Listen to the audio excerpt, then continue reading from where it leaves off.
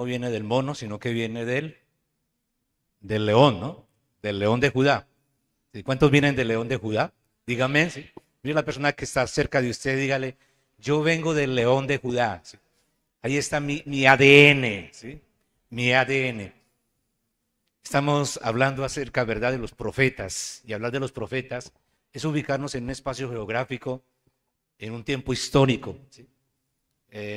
Donde la cultura, la forma de vida, las expectativas que habían, pues han cambiado mucho en relación a cuestiones de tipo más material o académico.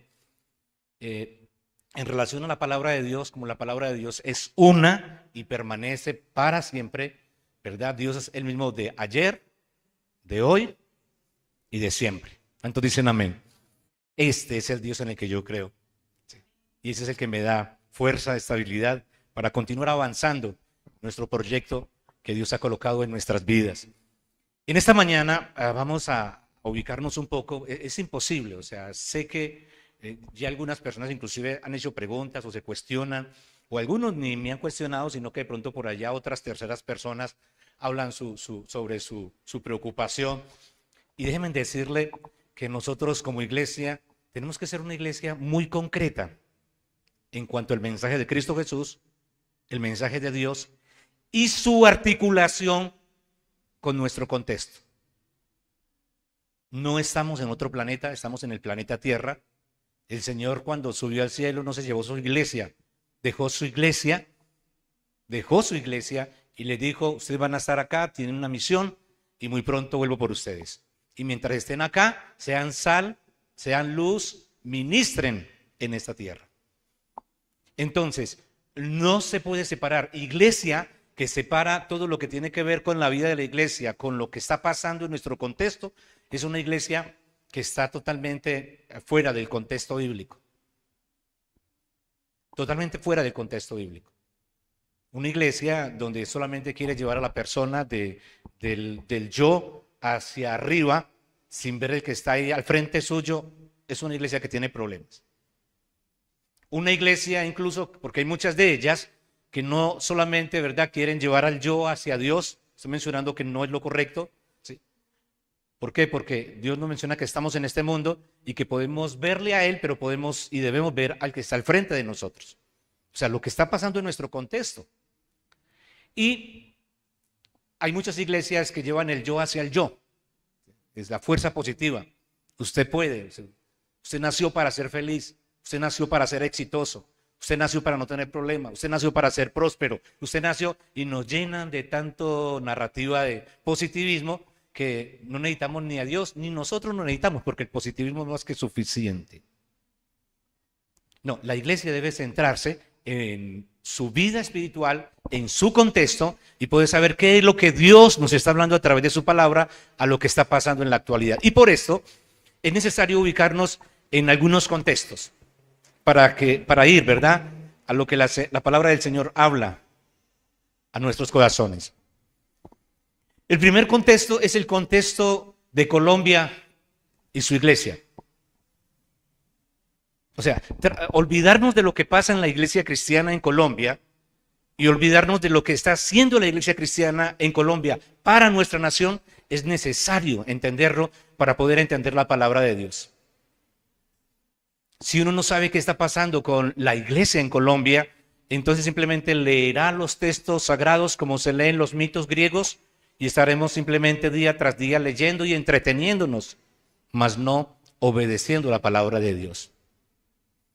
¿Qué pasa con la iglesia cristiana hoy en día en Colombia?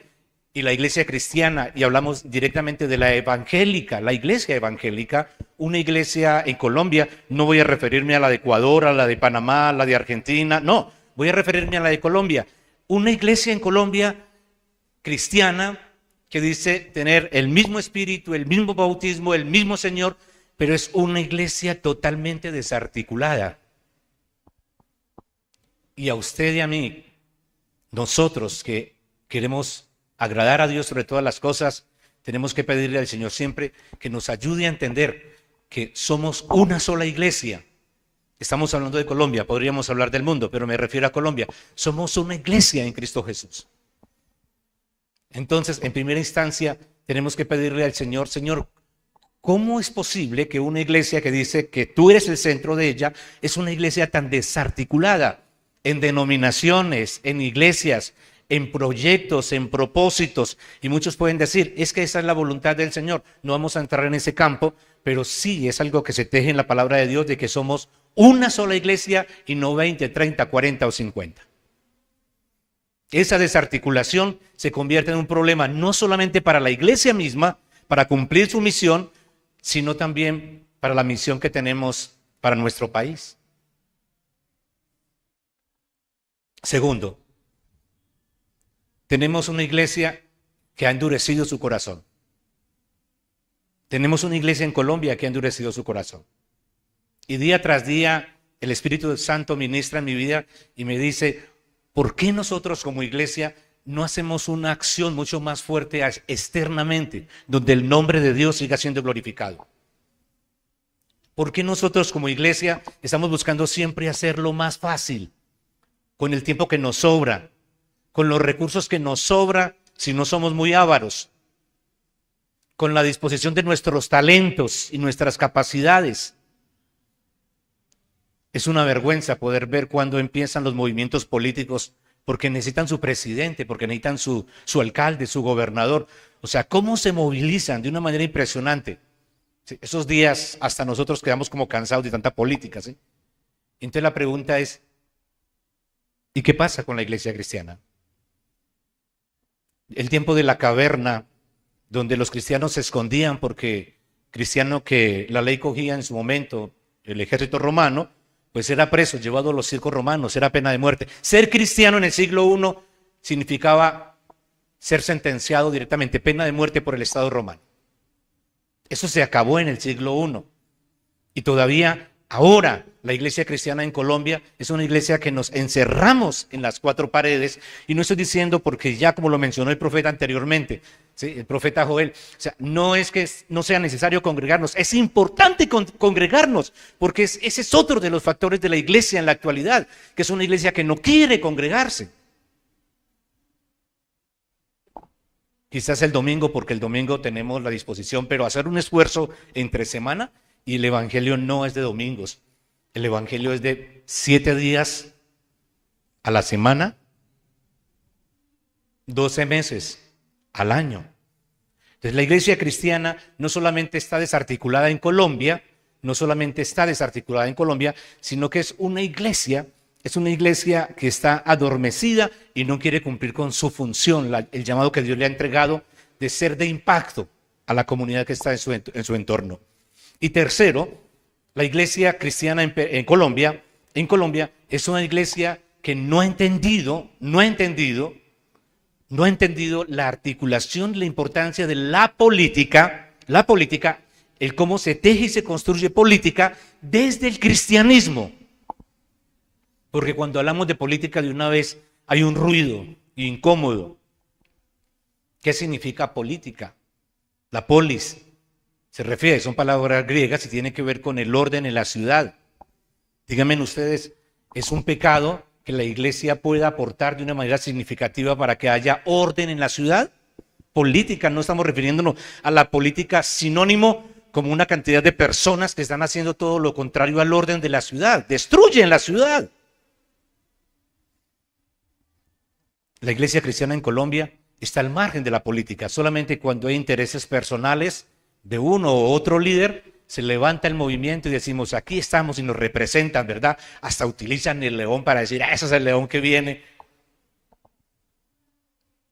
Pero una iglesia desarticulada, una iglesia que no cumple la misión de Dios en Colombia, una iglesia que no entiende la importancia de cómo articular, no prioridad en una ciudad temporal, sino de cómo desde el campo espiritual nuestro, desde esa ciudad celestial en la que nos encontramos, podemos impactar esa ciudad terrenal para que entiendan quién es Cristo Jesús. En ese contexto estamos en Colombia. Hace poco pasó algo que repugnamos como iglesia, porque entendemos el respeto a las autoridades. Y uno escuchaba cómo se expresaban a nivel nacional e internacional muchas personas que decían, por favor, mesura, ¿sí? Respeto a las autoridades. O sea, no es el acto de violencia, ese acto primitivo Y como escucha uno muchas voces, que si no es con armas, eso es una idea, doctrina de Carlos Marx, que si no es con las armas, con la violencia, que si no es estrujando al otro, que si no es expulsando al otro, que si no es matando al otro, que no hay cambios. Son ideas marxistas que vienen del comunismo. Y dentro de la iglesia cristiana evangélica, dentro de esta palabra que yo he seguido y que muchos de ustedes siguen, no hay cabida para el comunismo ni en la mínima expresión. Ni en la mínima expresión. Y hablamos de ese comunismo que también se llama hoy en día progresismo porque le van cambiando nombres según, porque no tienen esencia. Repudiamos como iglesia todo acto de violencia y siempre llamamos al diálogo, a la tolerancia, a la disposición, a concertar, porque es la forma en que el ser humano debe comportarse a esta altura que hablamos, ¿verdad?, de una sociedad que ha aprendido ya y que debe de aprender a conversar y a dialogar. En segunda instancia nos vamos a un contexto y es el contexto del profeta Amós, del cual vamos a hablar. Brevemente, algunas líneas, pero vamos a acercarnos a ellas. Amós es un hombre que está en su trabajo, estamos hablando del siglo 8 a.C., es un hombre que está en su trabajo con ovejas, con bueyes. No hay conexión entre Amós y el liderazgo del pueblo de Israel. Estamos ubicándonos en el pueblo de Israel, nación de Israel, siglo 8 a.C. Y allí hay una situación tensa. ¿Cuál es la situación tensa que existía? Si algún parecido, ahí lo vamos entendiendo aún más con más profundidad. Número 1, el pueblo de Dios, que ahora estaba desarticulado entre Israel y Judá. O sea, el pueblo de Dios, donde Dios siempre llama a la unidad, siempre llama que en un espíritu, ¿verdad?, conforme la palabra podamos avanzar, el pueblo llamado de Dios, el pueblo de Dios, el pueblo escogido por Dios, estaba desarticulado, estaba dividido. No solamente entre Israel y Judá, sino que también en el propio Israel habían fracciones, habían serios problemas de tipo cultural, político, o sea, habían opresiones, había gente que quería y ansiaba el poder, y para ansiar el poder no le importaba enviar a otras personas para que destruyeran a aquellos que impedían de alguna manera la adquisición del poder. Acaparar la economía, obtener la economía, oprimir. Abusar en el nombre de Dios. Tomaban el nombre de Dios para saquear a las otras personas, para destruir la economía de las otras personas. Una comunidad desarticulada, siglo 8 a.C. Israel y Judá, un pueblo que no quería cumplir su misión. O sea, Dios los llamó para que fueran testigos del poder de Dios a las naciones, y lo que estaban haciendo era aliarse a las otras naciones para que, aliándose con otras naciones, haciendo pactos, entonces iban y cautivaban a otras comunidades y las hacían esclavos. No estaban cumpliendo la misión, todo lo contrario, era un pueblo rebelde, porque Dios les hablaba. ¿Recuerdan? Ustedes estuvieron acá cuando hablamos sobre el caso de Isaías, de Jeremías, de Ezequiel, de Daniel, de cuántos profetas que una y otra y otra y otra vez le decían al pueblo de Israel, al pueblo de Judá, antes del cautiverio y en el cautiverio, que volvieran su vida a Dios. Y se resistían. Se resistían después de que Dios les daba grandes bendiciones. Ellos se resistían y no querían agradar a Dios con todo su corazón. Y podemos ver en ese contexto el pueblo de Israel, un pueblo que en tercera instancia no entendía la política de su entorno. No lo entendía. Y por eso se anexaba a los grupos que en su momento tenían más fuerza, poder militar, pero que no entendían lo que Dios estaba haciendo a través de ellos para irradiar a las naciones cercanas, tanto en Israel, en Judá, como en Edom, como allí, ¿verdad?, en Egipto, como en Siria, como en Babilonia, en los diferentes lugares. Dios llama a la iglesia a ser luz, a ser de bendición, a impactar, a no quedarse callada, a no quedarse en silencio, diciendo, es que lo nuestro no es eso, lo nuestro es otra cosa. No, lo nuestro es impactar a este mundo con la palabra de Dios.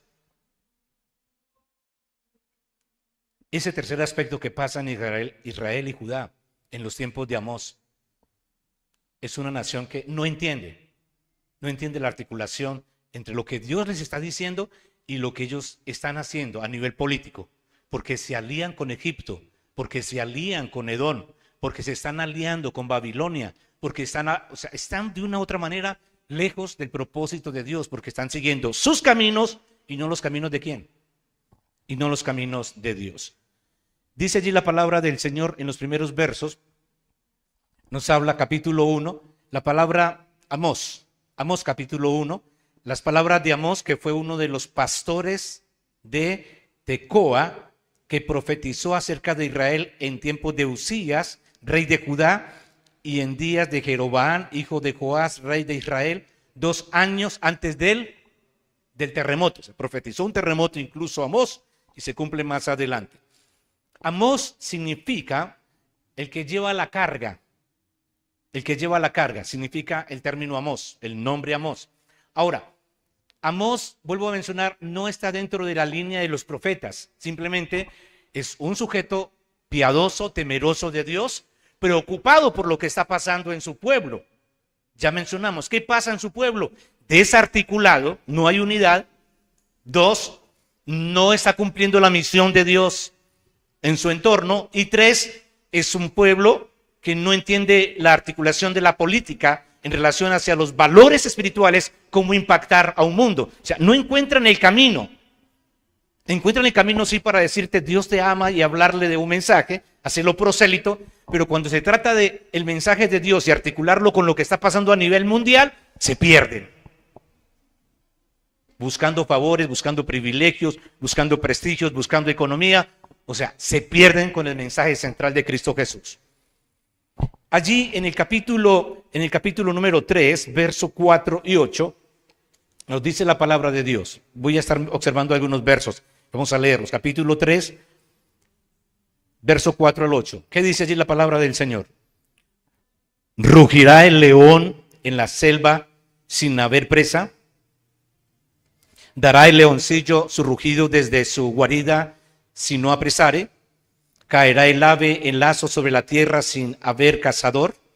¿Se levantará el lazo de la tierra si no ha atrapado algo? ¿Se tocará la trompeta en la ciudad y no se alborotará el pueblo? ¿Habrá algún mal en la ciudad el cual Jehová no haya hecho?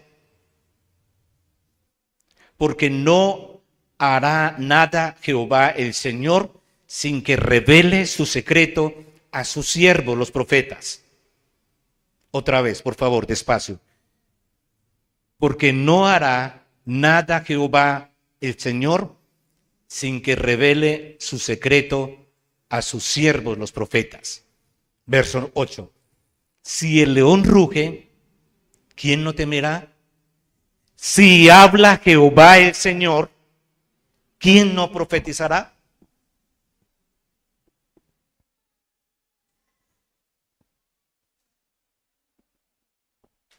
Nuestra iglesia en Colombia escucha el león rugir y nos quedamos dormidos.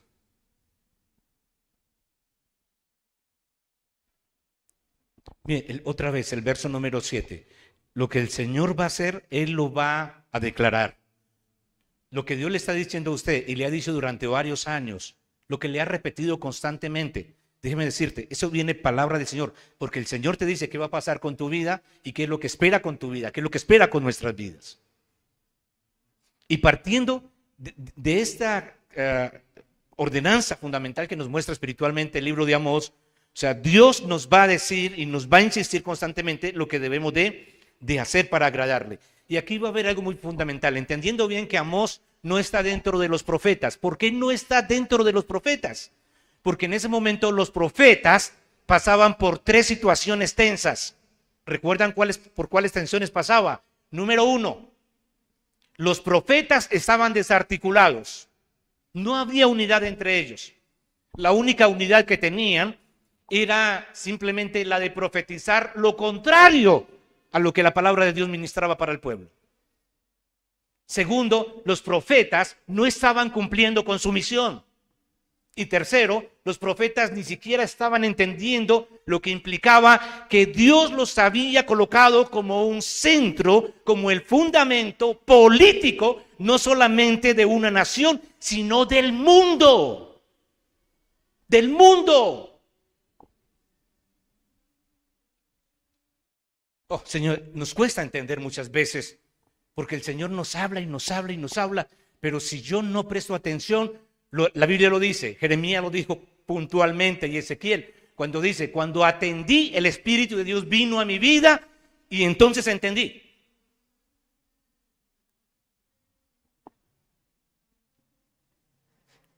Entonces lo que hace Dios es que como no hay profeta, no hay sacerdote, entonces busca a una persona que cumple con 4 características fundamentales que son las que Dios busca en nuestro corazón. Número 1, el sometimiento.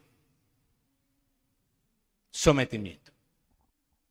Esta semana nos dimos cuenta de aquellos que nos insultan porque somos personas que nos sometemos. Y entonces nos daban el ejemplo de cómo ellos actuaban con violencia y a matar. O sea, si esta gente, porque es que son animales. ¿Sí? Pastor, por favor, más respeto para esa gente. Mire, lo que pasa es que lo dice bien el psicólogo Sigmund Freud cuando habla sobre la psicología de las masas. Y por eso siempre nosotros buscamos que todo lo que hacemos a nivel de comunidad, la persona esté consciente de lo que está haciendo. Lo lea, lo investigue, pregunte, se inquiete, porque es a través de esa forma que usted crece espiritualmente. O sea, Dios no lo llama para que sea uno más de una cantidad de personas. Dios lo llama a usted para que sea una persona discípulo. Y un discípulo debe estar en todos sus sentidos. Y por eso cuando oramos, no buscamos que usted se caiga por allá porque bueno, no hacemos esos tipos de espectáculos. Pastor, eso no es un espectáculo. Déjeme decirle que la palabra de Dios nos muestra que cuando Dios se acerca a sus hijos, a los profetas, desea que estén bien de pie con todos sus sentidos para que le escuchen y le atiendan. Y que cuando usted dé un paso, por eso el pastor seguramente se demora mucho a veces en algunos procesos, porque es más complejo decirle a usted, aprenda a dar un paso en conciencia, que cuando usted da un paso, usted es consciente de que dio un paso, que no de un paso porque le dicen, de un paso, de otro, y usted está dando pasos porque alguien le dice, pero cuando esa persona desaparece, desaparecen los pasos. Levantamos las manos. ¿Por qué no las levantamos nosotros con conciencia? Porque sé que voy a glorificar el nombre del Señor.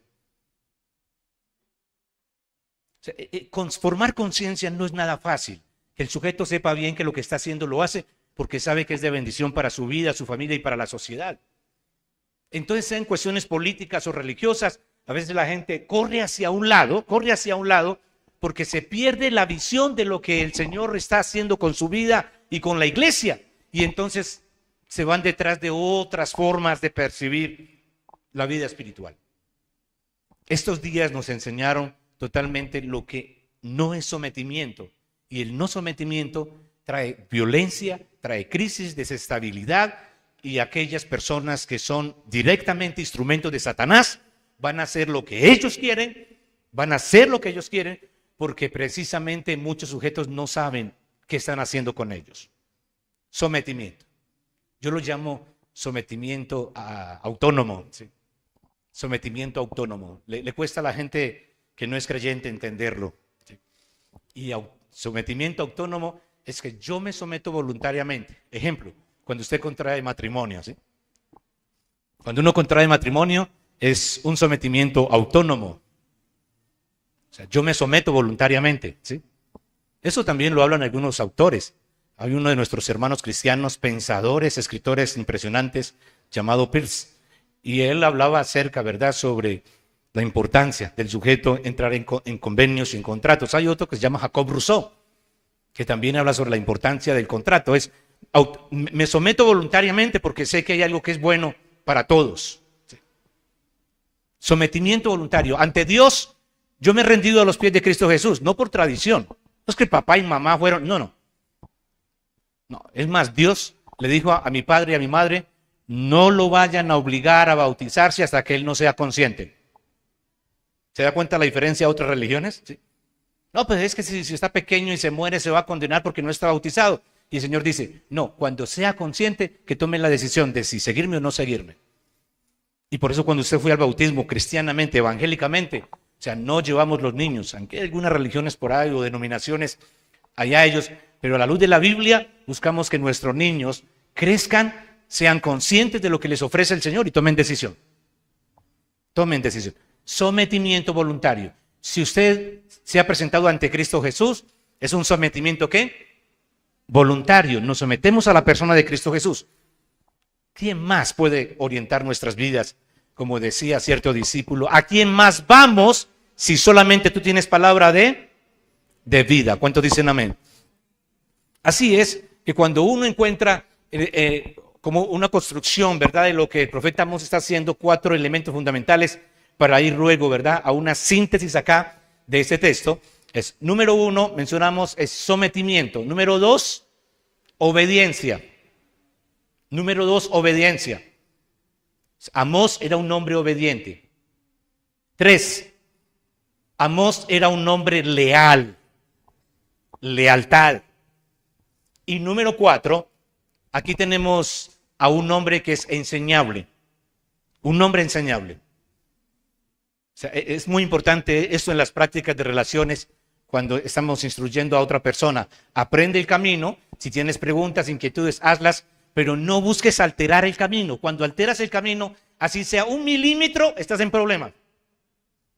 Los matemáticos saben, ¿verdad? Y los que trabajan con arquitectura, si usted se desvía 1 milímetro, va a tener problemas en lo que va a construir. Va a tener problemas. Entonces, esos 4 elementos son fundamentales en la vida del creyente. Número 1, obediencia. Número 2, sometimiento. Número 2, obediencia. Número 3, lealtad. Y número 4, ser enseñables. ¿Qué tenemos nosotros acá? Tenemos, el profeta Amós le va a hablar a las siguientes naciones. ¿A cuáles? Está Damasco, Gaza, Tiro, Edom, Amón, Moab, Judá y a Samaria. Dios toma a Amós y le dice, llévale palabras a estas personas, a estas naciones, y diles que inminentemente viene castigo para ellas. ¿Por qué? Porque les he hablado 1 vez, 2 veces, 3 veces, 4 veces y no me atienden. La desviación, la violencia, la dureza de corazón cada vez más y más. Así es que viene palabra para ellos. ¿Qué es lo que hacen estas naciones cuando escuchan la voz de Amós? Todo lo contrario. En vez de seguir la palabra del Señor, entonces dejan que las sanciones de Dios empiecen a fluir en sus vidas, y lo que hacen con Amós es apresarlo y en algunos momentos lo expulsaban de su tierra, lo exiliaban, porque era un pueblo que no quería recibir palabra de ¿quién? Palabra del Señor. No quería recibir palabra del Señor. Y por eso el Señor dice, el castigo va a ser impresionante para ustedes. Va a haber un castigo con fuego, lo hubo, con hambre, lo hubo, con sequía, lo hubo cambio climático extremo en Israel, en esos tiempos lo hubo, y habla sobre las plagas de la oruga y la langosta y la muerte, y todo lo que dijo Amós se cumplió. Porque la palabra de Dios se cumple. Y así cuando uno va al último capítulo, me encanta el amor de Dios para nuestras vidas, porque casi en todos los libros Él envía al mensajero, el profeta, le habla a Israel, a Judá. Ahora, por la noche, a las 6 de la tarde, vemos el siguiente libro, y vamos a observar cómo Dios le habla ahora a Edom de una manera muy puntual, porque Edom viene de los hijos de Abraham. Edom, los edonitas vienen del hijo de Ismael, ¿sí? Y lo que hacía Edom era siempre ser un nexo, un puente entre los pueblos paganos para atacar y destruir al pueblo de Dios. ¿Qué tal?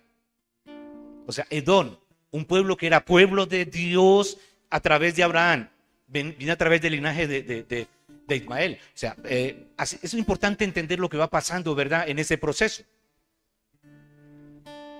Y Dios, aunque lleva la exhortación, el castigo, y le dice, este pueblo está en desarmonía. O sea, no se aman, no se cuidan, no se protegen. Este pueblo no quiere cumplir con la misión que les ha entregado, construir y ser testigos ante todas las naciones. Este pueblo se les olvidó quiénes son políticamente. Escuche bien esto, ¿verdad? Porque no hay una desarticulación entre este planeta Tierra y el reino de Dios. Estamos en esta tierra y mientras estemos en esta tierra hay que mostrarle a este mundo quién es Dios y el amor y la misericordia que tiene para ellos.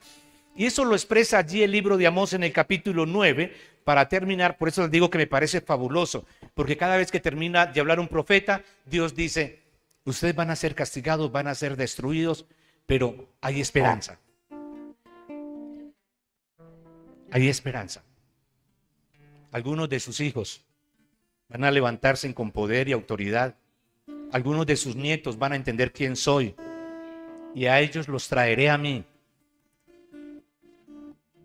Serán mi pueblo. Yo seré su Dios, dice el Señor, y voy a bendecir. El capítulo 9, verso 11 dice, en aquel día, miren bien lo que dice allí la palabra, capítulo 9, verso 11.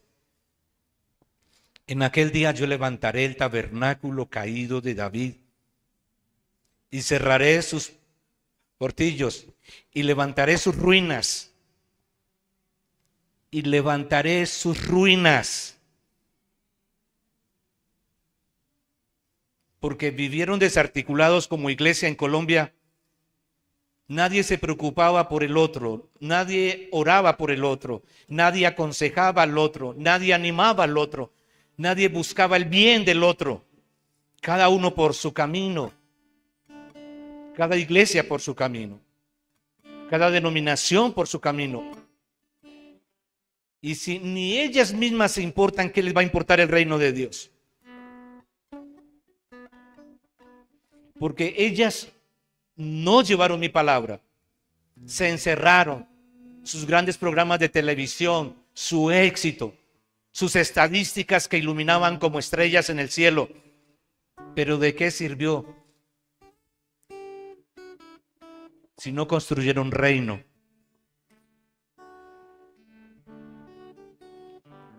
Una iglesia en Colombia que se les olvidó que también ese voto que colocan en una urna se lo están entregando a una persona que tiene unos principios, que tiene unos valores, y que seguramente esa persona por la cual usted votó es el reflejo de lo que usted es.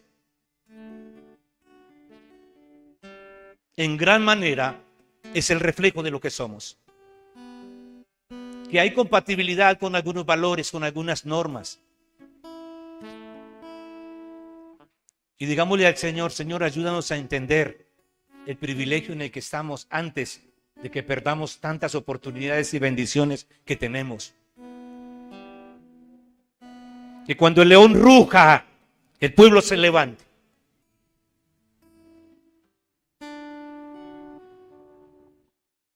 Y levantaré sus ruinas y lo edificaré como en el tiempo pasado, para que aquellos sobre los cuales es invocado mi nombre, otra vez, para que aquellos sobre los cuales es invocado mi nombre posean el resto de Edom y de todas las naciones, dice Jehová, que hace esto.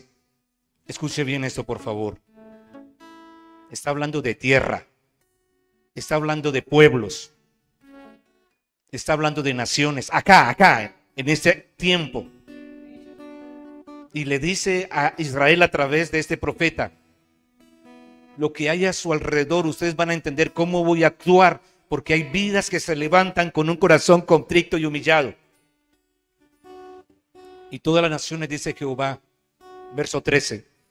Y aquí vienen días, dice Jehová, en que el que ara alcanzará al segador, y el pisador de las uvas al que lleve la simiente. Y los montes destilarán mosto, y todos los collados se derretirán. y traerá del cautiverio a mi pueblo Israel, y edificarán ellos la ciudad asolada, y las habitarán, plantarán viñas, y beberán el vino de ellas, y harán huertos, y comerán el fruto de ellos, pues los plantaré sobre su tierra, y nunca más serán arrancados de su tierra que yo les di, ha dicho Jehová Dios, tuyo y mío.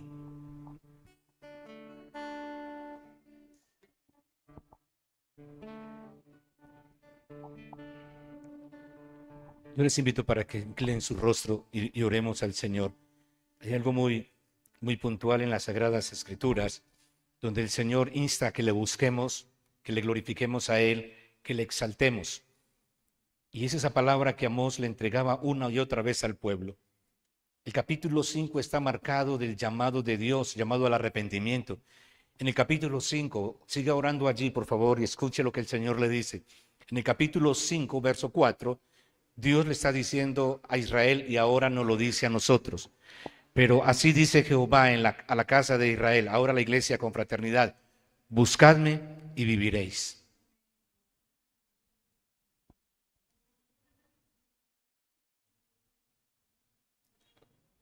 Buscadme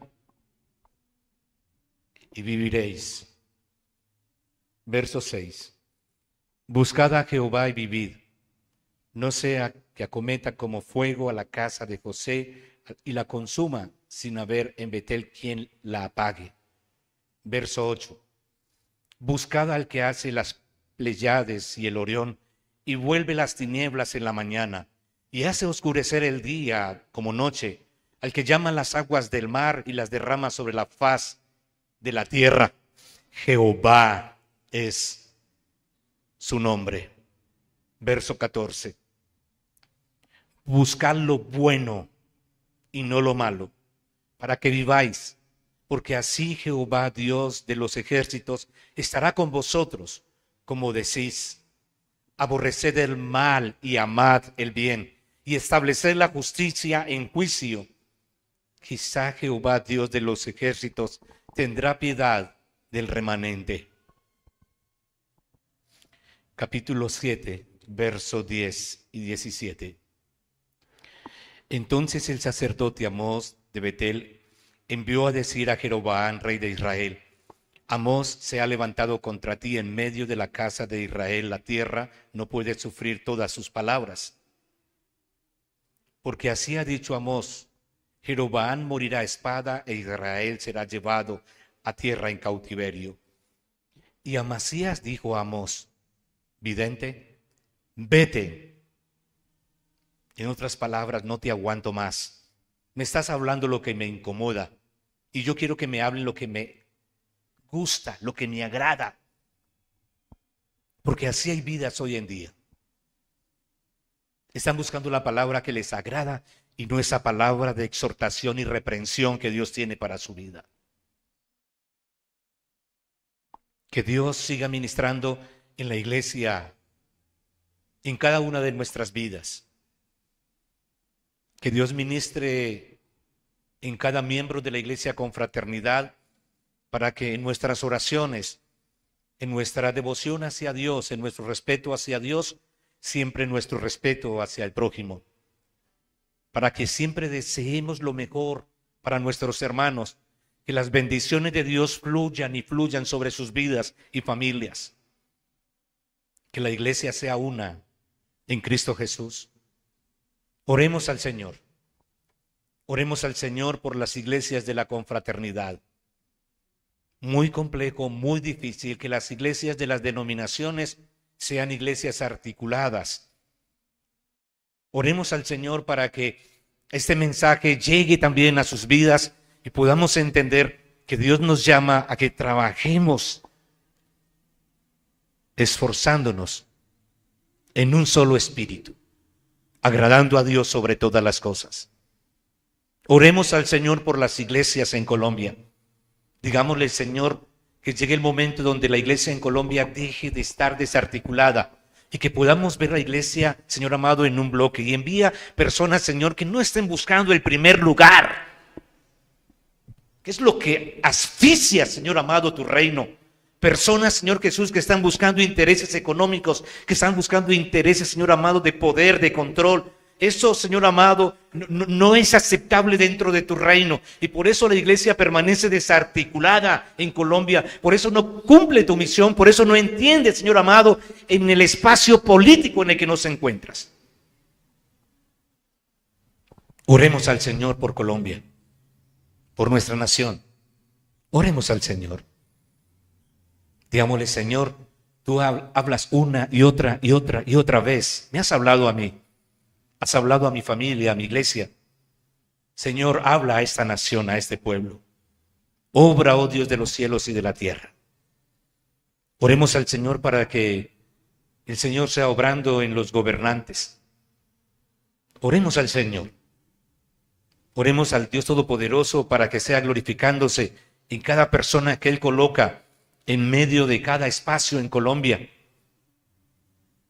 Oremos al Señor para que vivan, Señor, sosegadamente, para que la paz, Señor Jesús, sea el centro de sus corazones, no la falsa paz, no la apócrifa paz, oh Santo de Israel, sino que con sus hechos, con su decencia, con su forma de hablar, con su forma de escribir, con su forma, Señor amado, de dialogar, puedan mostrarle a nuestros hijos, a nuestros nietos, que no es como la violencia primitiva, Señor, que se solucionan los problemas. Porque antiguamente, Señor, la violencia era para que los jefes tuvieran el poder. Para que alguien, Señor, tuviera el control absoluto. Y entonces mandaban a matar a todo el mundo. Señor, obra en nuestra nación, en nuestro país. Oremos al Señor.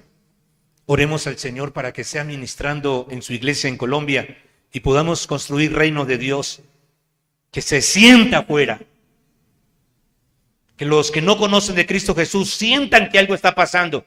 No que hay unos creyentes que se reúnen por allá de vez en cuando y que no le producen estorbo a nadie. Eso es lo que ellos quieren. Y hasta se hacen políticas.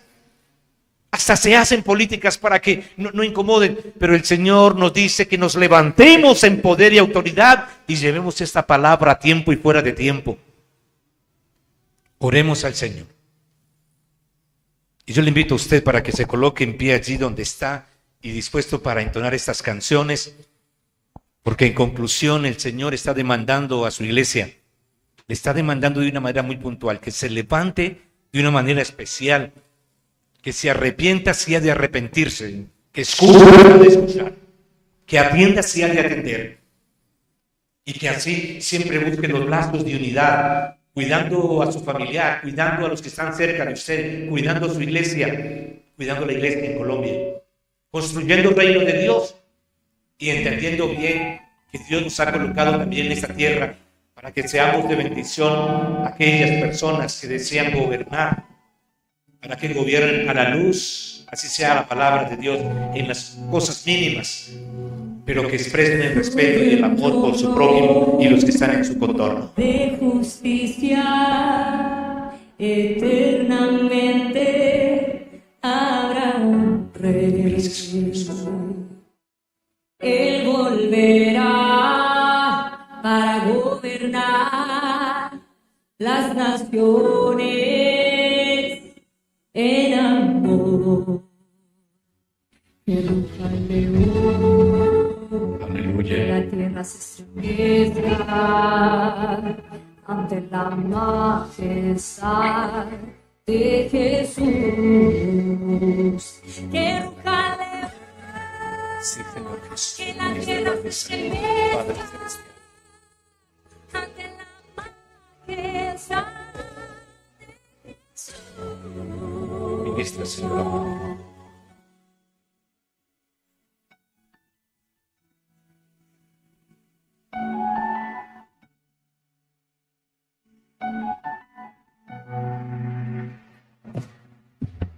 Sobre un trono En estos momentos queremos orar por su vida. eternamente. Si usted tiene alguna petición delante del Señor, colóquela delante del Padre Celestial.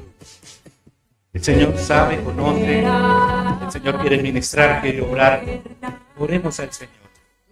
Coloquemos delante de la presencia del Dios Todopoderoso, que Él siga fluyendo y ministrando de una manera especial. Ore al Señor, preséntese, adórele, exáltele, glorifíquele. Y mientras hay adoración, el Espíritu de Dios ministra en su vida y en su corazón para que haya esa restauración, para que haya esa transformación, para atender a la petición de su vida. Si usted se ha sentido con mucha carga, con mucha tensión durante estos días, muchos problemas, muchas dificultades, el Señor le dice que venga a Él. En su amor y su misericordia, Él le va a ministrar a su vida y le va a entregar la bendición del descanso, la bendición de la respuesta a esas peticiones que usted tiene conforme a su palabra. Adórele al Señor, exáltele y bendígale. Recuerde bien, usted ha venido a adorar al Señor, adore al Señor, exalte al Señor, bendígale, porque Él vive y reina por los siglos de los siglos. Aleluya. Sí, Señor. Le damos la honra, Señor, la gloria y la alabanza. Adore al Señor, exáltele, bendígale. Es el tiempo suyo con el Señor.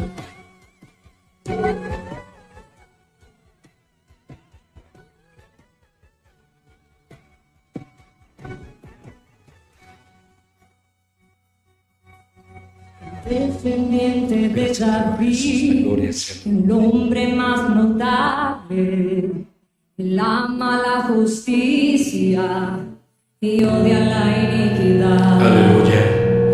Descendiente el hombre más notable, él ama la Gracias, justicia y odia la iniquidad. Aleluya.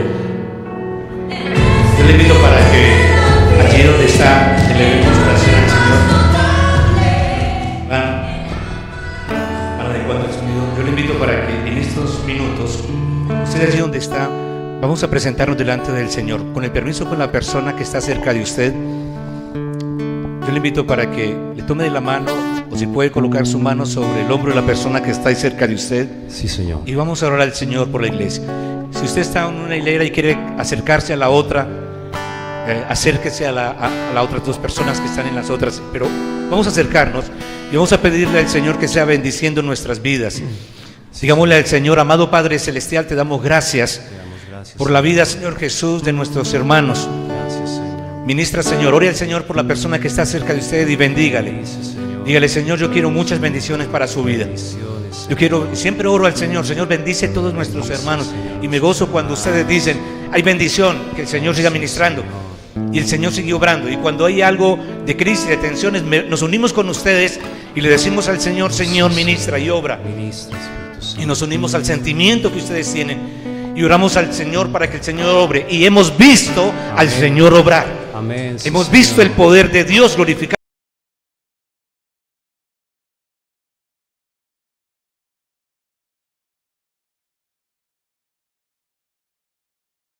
Una iglesia unida cada vez más y más. Quieres una iglesia, Señor, que extienda y construya más y más tu reino. Quieres una iglesia, Señor, que preste más atención, Señor amado, a lo que tenga que ver con política dentro de nuestra ciudad, de nuestro departamento, de nuestro país, oh Santo de Israel.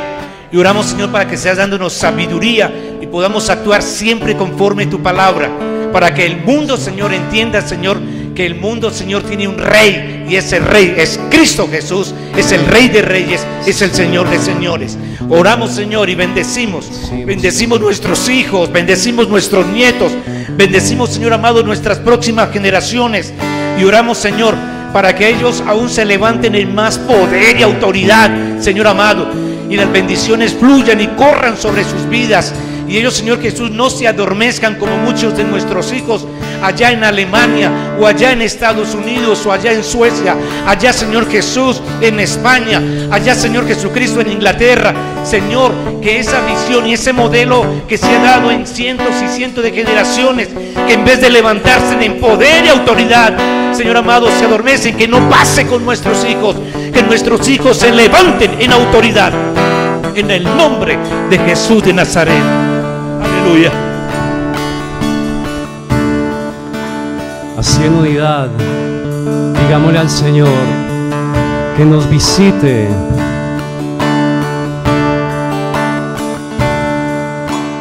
Dios manda lluvia,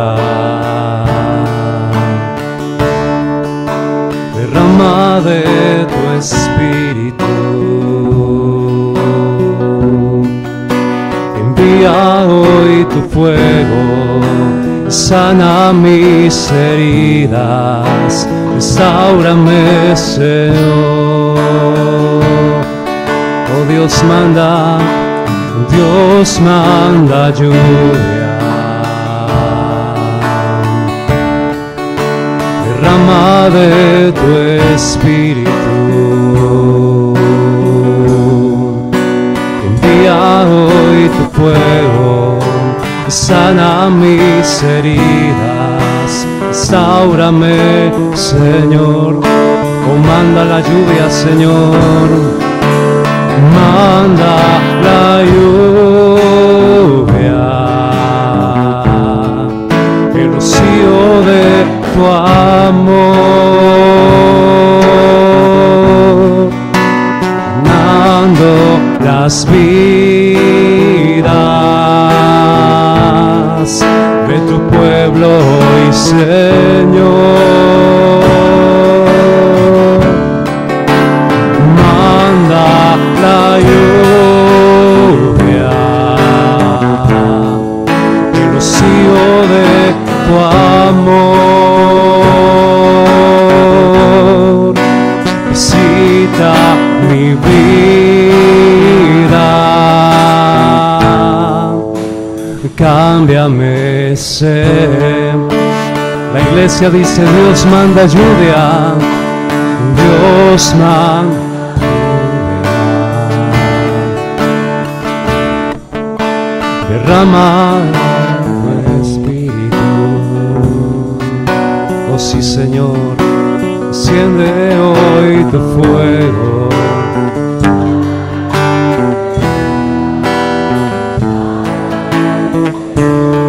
Díselo una vez más: Dios manda lluvia, Dios manda lluvia, sana heridas, Señor.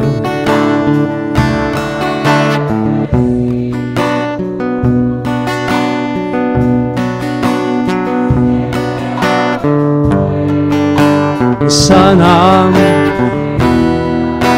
restáurame. Oh, manda la lluvia, manda la lluvia, el rocío de tu amor, llenando las vidas de este pueblo.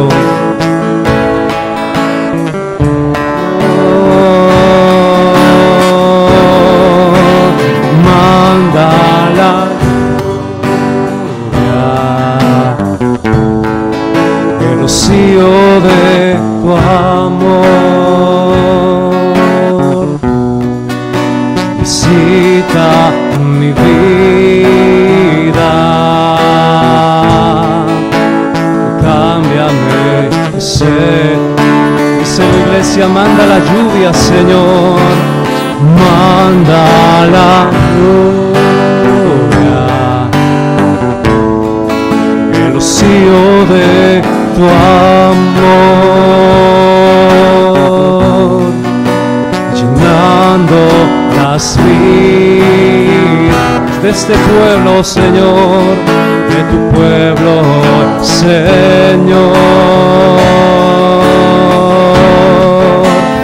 Manda la lluvia, el rocío de tu amor,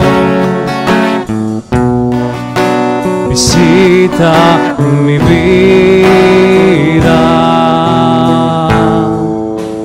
cámbiame, Señor.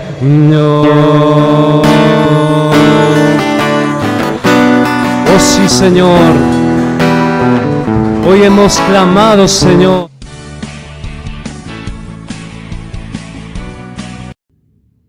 Hola niños, ¿cómo han estado?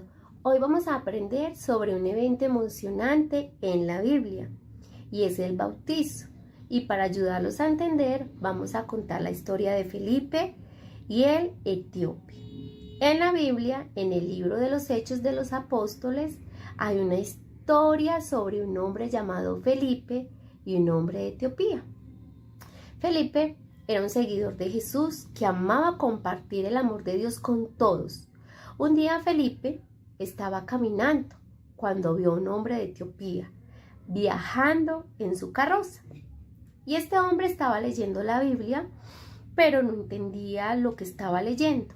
Felipe le contó y le explicó al hombre sobre Jesús y cómo murió en la cruz por nuestros pecados. El hombre entendió y creyó en Jesús como su Salvador. Él estaba tan feliz de escuchar esa historia, de saber que era real, y dijo: quiero ser bautizado inmediatamente. Y así fue bautizado.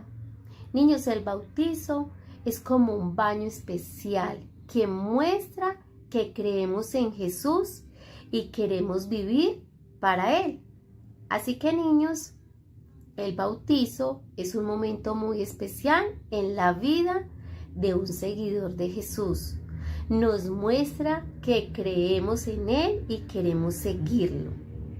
Chicos, en la historia anterior podemos deducir que como cristianos debemos hacer lo que Jesús nos pidió, y es bautizarnos y ayudar y motivar a los otros para que también se bauticen. Cuando los bautizamos nos sumergimos en agua y luego salimos como un símbolo de comenzar de nuevo una nueva vida. ¿Con quién? Con Jesús. Es dejar atrás las cosas malas que hacíamos y empezar de nuevo con Papito Dios. Niños, ¿sabían que el bautizo también nos hace parte de la gran familia de Dios? Sí, es unirnos a un equipo increíble. Todos los que somos bautizados somos hermanos en Cristo, y esto nos hace sentir felices y amados. Además, el bautizo nos ayuda a ser fuertes en nuestra fe. Cuando nos sumergimos en agua, estamos diciendo en voz alta que creemos en Jesús y queremos seguirlo para siempre.